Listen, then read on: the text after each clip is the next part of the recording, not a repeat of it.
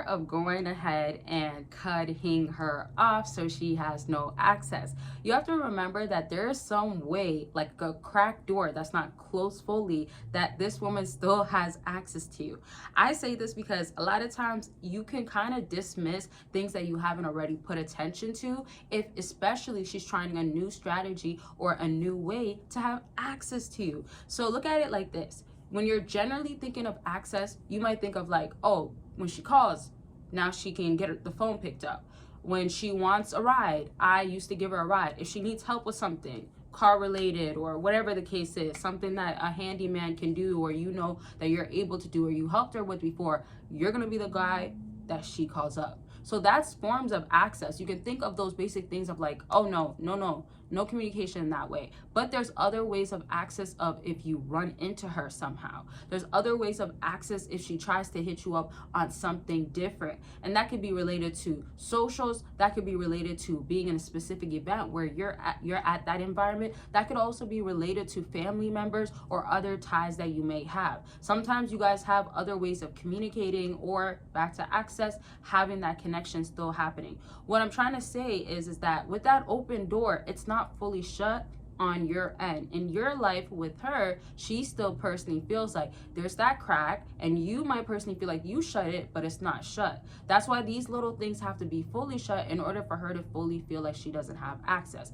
Now, I hope you're understanding that you need to reflect on what are you still giving to her that is not necessary. I'll dive more into this in a second, but I really want to tell you why you shouldn't be doing it and how you basically can avoid it. So you should not be giving any way of access, simply because if you do, she's never going to believe that she needs to change, and it's also a way of enabling her behavior. If you enable her behavior to continue to feel like, well, hey, you know what, I could talk to him when I want, even if it's months, you know, we have that type of friendship, we have that type of like bond.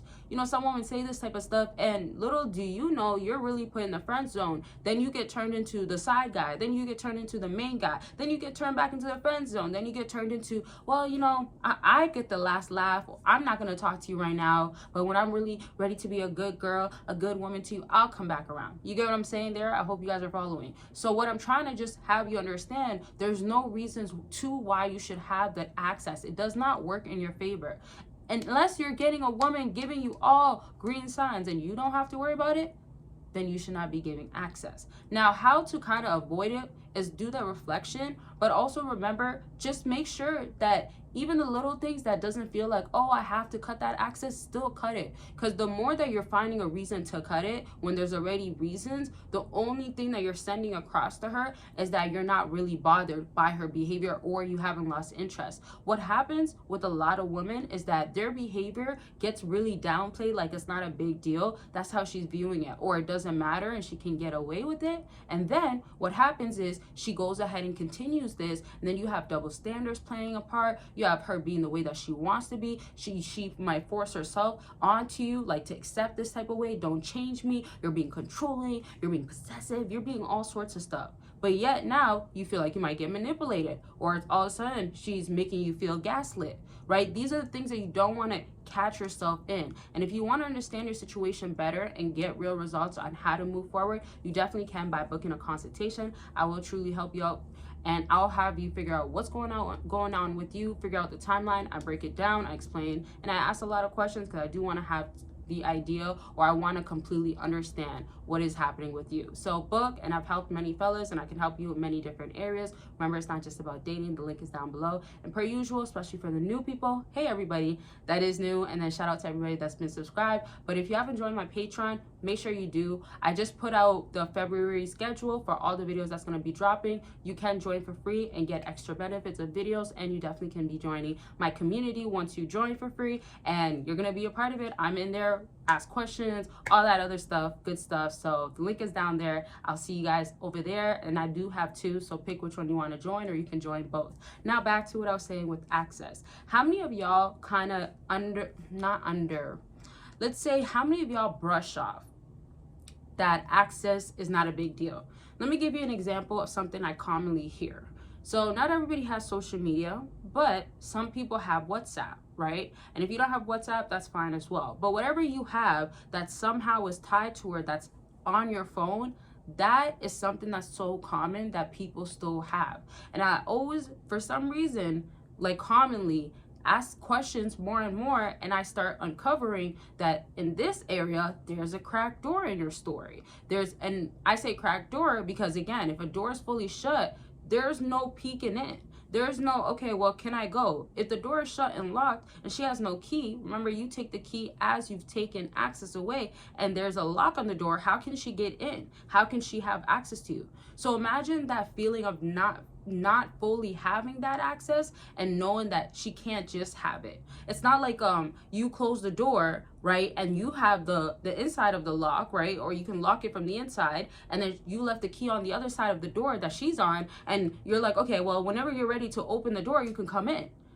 Do you get what I'm saying? Like, this analogy is actually perfect for a lot of situations I hear, and situations where the circumstances are showing that there's something that you're still giving to her to be like, okay, I'll reach out to him. I want to give you the example in this way too. Think about if she doesn't have you on socials or WhatsApp or any other form of contact, like even when she doesn't have herself blocked, right? She might think that she's not blocked, and I'm not recommending you should block her unless like she's going crazy, disrespecting you, and she's like local, like legit, you got to, it's for your own safety. But my point now though is, and you're obviously don't tolerate disrespect, but now what I'm saying is that whatever you do have, there's obviously ways a woman can be like, I want to talk to him. But what I'm trying to get at is you definitely want her to work hard to have access back to you. So the things that are little, like, okay, when she runs into you, she says, hey, hi, how are you doing? Right? Like, you can flat out just wave, or you can flat out ignore her, better yet, my opinion, right? If she's nothing, I believe that you can literally look at somebody as they say hi and give them a smile and then go about your day. You don't have to give more. You don't.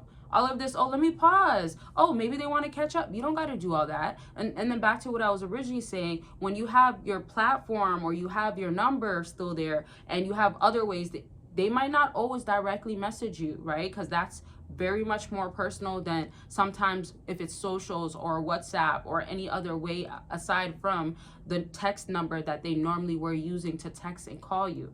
Now, to my point though, if they have a limit to how they can access you, that's just more and more ways that they can feel like there's no way to getting through that door. There's no way to finding the key. There is no key available. You see how there's like kind of levels to it, where it's like when you minimize what you do, the less access that they can feel that they have, and that's what you want. And then better yet is if they fully feel like they don't have access at all, that's gonna be the best for you actually. So make sure you're taking it serious to cut off that access to them and having them know, not literally, but they can feel it by your actions. Okay, I'm gonna leave this video at this, but I definitely want to break it down more in other videos. Let me know your questions, concerns, and anything else, and if you want part 2s, all that other good stuff. And don't forget to check out the links down below, become a part of the community, get extra benefits in person, all that other good stuff. And that's gonna be it. I'll talk to y'all very much soon. Don't forget to book your consultation though. Bye y'all.